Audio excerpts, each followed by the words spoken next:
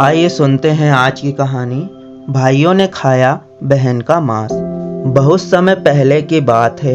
गांव में 7 भाई और उनकी एक बहन जो कि सबसे छोटी थी एक साथ रहते थे।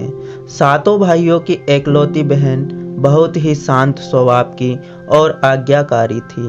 सातों भाइयों में सबसे छोटा भाई एक आंख से काना था। उसको अपनी बहन से बहुत प्यार और लगाव था। दिन भर सभी सातों भाई खेतों में काम करते और उनकी बहन उनके लिए खाना बनाती थी। एक दिन सभी भाई खेतों में काम करने जाने लगे तो उन्होंने अपनी बहन से कहा कि आज सरोटे का साग खाने का मन है।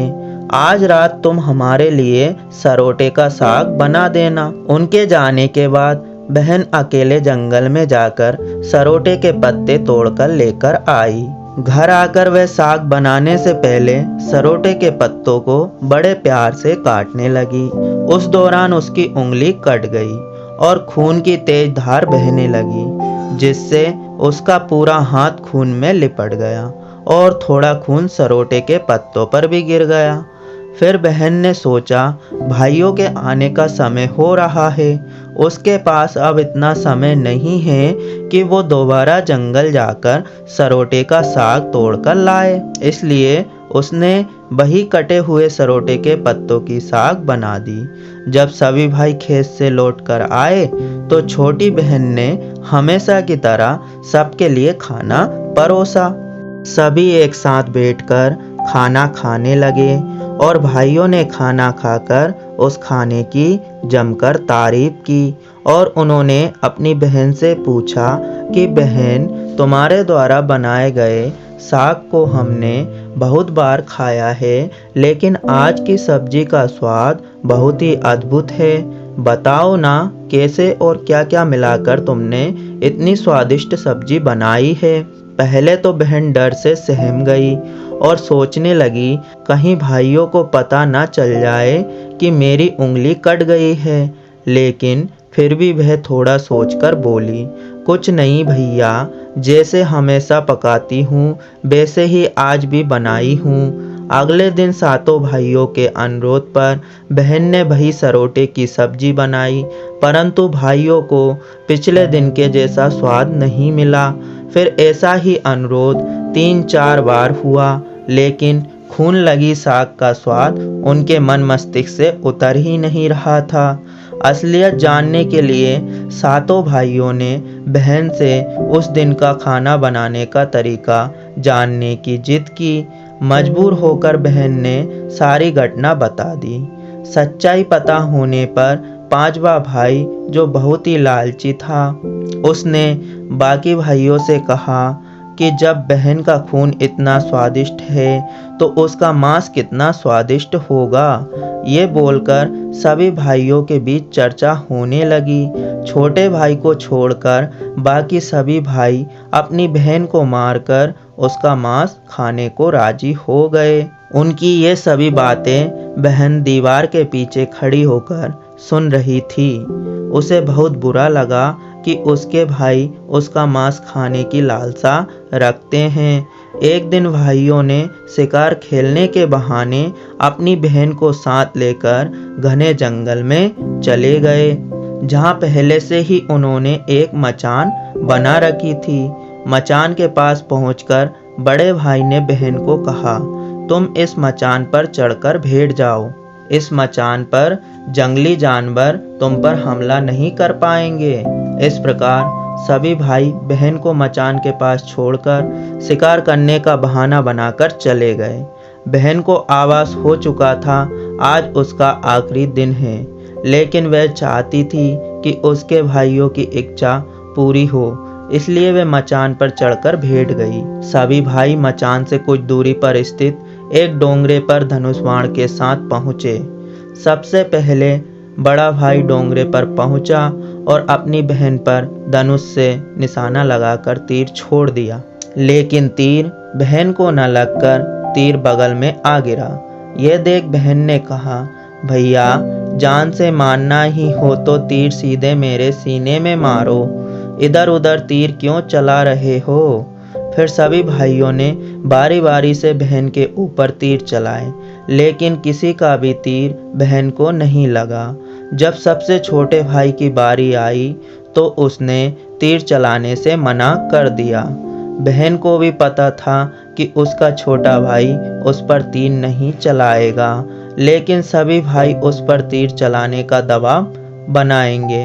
इधर छेओ भाई ने पूरा दबाव डालते हुए आदेश दिया कि अगर वह तीर नहीं चलाएगा तो बहन की तरह ही उसे मार दिया जाएगा। छोटे भाई ने उदास मन से तीर को दूसरी दिशा में छोड़ा। इस बार भी बहन ने हर बार की तरह कहा, भैया जान से मारना है तो तीर सीधा मेरे सीने में मारो, इधर उधर तीर क्यों छोड़ रहे हो। इतने में छोटे भाई का तीर सीधा बहन के बीचों बीच सीने में आकर लगा और बहन की आत्मा शरीर से बाहर निकल गई। बहन की आत्मा उसी स्थान पर भटकने लगी, यह देखने के लिए कि उसका मांस खाने के लिए उसके भाई कितने उतावले हैं। बहन की मौत के बाद सभी भाई मचान के पास आए और बहन के शरीर को काटने लगे। छोटा भाई यह सब देखकर फूट फूट कर रोने लगा। तब बड़े भाई ने बहन के मांस को पकाने के लिए खूब सारी लकड़ियां लाने के लिए उसे जंगल में भेज दिया। छोटे भाई ने जंगल में ढेर सारी लकड़ियां जमा कर ली। उसके बड़े भाई ने जो लकड़ी लाने के लिए रस्सी दी थी वो बहुत छोटी थी। वह रस्सी इतनी लकड़ियों को नहीं बांध सकती थी। देर होने के डर से छोटा भाई रोने लगा। वहां से एक नाग गुजर रहा था। उसने छोटे भाई को रोते हुए देखा तो पूछा, तुम क्यों रो रहे हो। तब छोटे भाई ने कहा, मेरे बड़े भाइयों ने मेरी छोटी बहन को मारकर उसका मांस पकाने के लिए मुझे लकड़ियां लाने के लिए भेजा है। मेरी रस्सी छोटी है, इनसे मैं लकड़ियां नहीं ले जा सकता। अगर मैं समय पर नहीं पहुंचा तो मेरे भाई मुझसे नाराज हो जाएंगे और मेरी बहन की तरह मुझे भी मार देंगे। उसकी बात सुनकर नाग ने कहा, मैं इन लकड़ियों में रस्सी की तरह चिपक जाता हूँ। तुम जैसे ही वहाँ लकड़ियाँ रखोगे तो मैं धीरे से निकल जाऊँगा। और छोटे भाई ने ऐसा ही किया। सभी बड़े भाई ये देखकर चकित थे कि कैसे उनका छोटा भाई इतनी छोटी रस्सी होने के बावजूद भी जंगल से इतनी सारी लकड़ियाँ लेकर आ गया। इसके बाद वे लोग अपने छोटे भाई को पानी लाने के लिए एक घड़े में छेद करके देते हैं और पानी लाने के लिए भेज देते हैं। छोटा भाई पानी लाने के लिए एक कुएं के पास गया और घड़े में पानी भरने लगा, परंतु घड़े में छेद होने के कारण सारा पानी निकल गया। तब छोटा भाई वहीं बैठकर सोच सोच कर रोने लगा, अगर मैं बिना पानी के गया तो सभी भाई लोग मुझे मारेंगे। यह सारी घटना कुएं के मेंढक, केकड़े और मछलियां सुन व देख रहे थे और उन तीनों ने छोटे भाई से पूछा कि तुम क्यों रो रहे हो। छोटे भाई ने उन्हें अपनी आप बीती को विस्तार से बताया और कहा कि मैं अपनी प्यारी छोटी बहन के शरीर के मांस को कैसे खा सकता हूँ और अगर नहीं खाया तो भैया लोग मुझे भी मार देंगे। तब मेंढक ने कहा, तुम परेशान मत हो, हम सब मेंढक घड़े के छेद में चिपक जाते हैं। फिर मछली और केकड़े ने कहा कि तुम हमें भी साथ लेकर चलो। जब तुम्हारे भाई तुम्हारी बहन के मांस को खाएंगे तब तुम मछली को खाना और तुम्हारे भाई जब हड्डियों को खाएंगे तब तुम केकड़े को खाना। इस तरह तुम्हारे बड़े भाइयों को शक नहीं होगा। फिर छोटे भाई ने बिल्कुल वैसा ही किया जैसा केकड़े और मछली ने कहा था।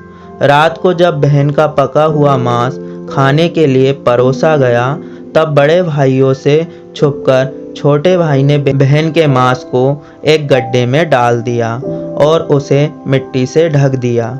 जब बड़े भाइयों ने बहन के मांस को खाया तब छोटे भाई ने मछली खाई और जब बड़े भाइयों ने बहन की हड्डी खाई तब छोटे भाई ने केकड़े को खाया। इस तरह बड़े भाइयों को शक नहीं हुआ कि छोटे भाई ने बहन के मांस को नहीं खाया।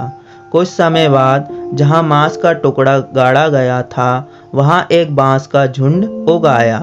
इस घटना के कई वर्ष बाद एक भीख मांगने वाला जोगी उसी बांस के वसुंधरा के पास से गुजर रहा था और उसने इतने सुंदर सुंदर बांस के पेड़ को देखकर सोचा कि इतने सुंदर बांस से अगर चिकारा बनाया जाए तो कितनी सुंदर धुन निकलेगी।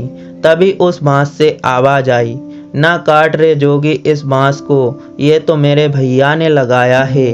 लेकिन जोगी ने फिर भी बांस का एक मोटा टुकड़ा काट लिया, ये सोचकर कि बांस की आवाज़ इतनी सुंदर है तो इसका जब चिकारा बनेगा तो उसमें से कितनी मधुर आवाज़ निकलेगी। और जोगी ने उस बांस से बहुत ही सुंदर चिकारा बनाया।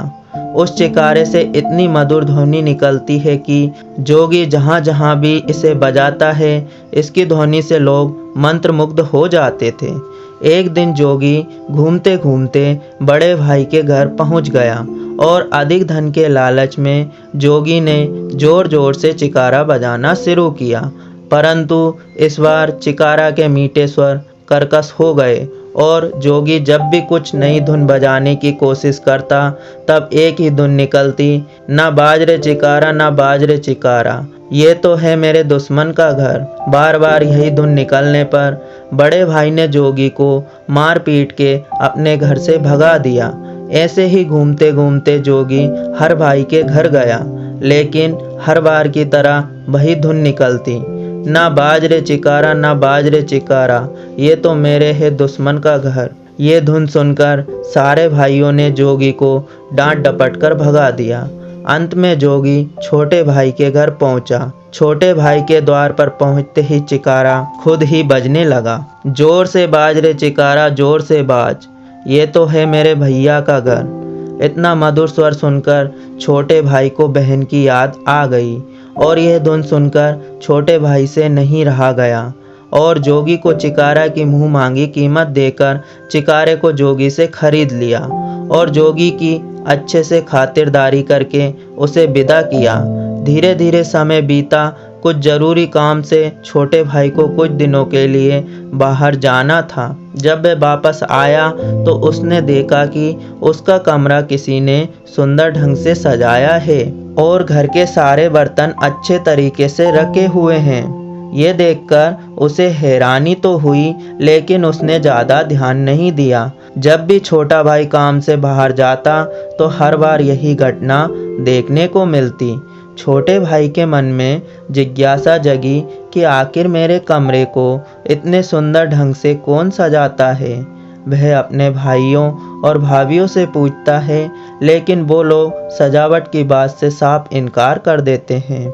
एक दिन छोटे भाई ने सच्चाई का पता लगाने के लिए किसी काम का बहाना बनाकर घर से निकला और चुपके से वापस आकर कमरे में रखी एक चटाई के अंदर छुप गया। कुछ समय गुजर जाने के बाद छोटे भाई ने देखा चिकारा के अंदर से एक सुंदर सी लड़की बाहर निकली और कमरे के अंदर कमरे की साफ सफाई कर वापस चिकारे में चली गई। यह देखकर छोटे भाई की आंखें खुली की खुली रह गई, क्योंकि उस लड़की की शक्ल उसकी छोटी बहन के जैसी ही थी। इसीलिए छोटे भाई ने अगले दिन उसी चटाई में छुपकर लड़की के आने का इंतजार किया। थोड़ी देर बाद चिकारा से वही सुंदर लड़की बाहर आई। फिर उसने पूरे कमरे की साफ सफाई की। जैसे ही लड़की अपना काम खत्म कर चिकारा के अंदर जाने लगी, तब छोटे भाई ने उसे रोक लिया और तुरंत चिकारा को जला दिया। इसके बाद वह लड़की हमेशा के लिए मानव रूप में परिवर्तित हो गई और दोनों भाई बहन खुशी खुशी से अपना जीवन जीने लगे।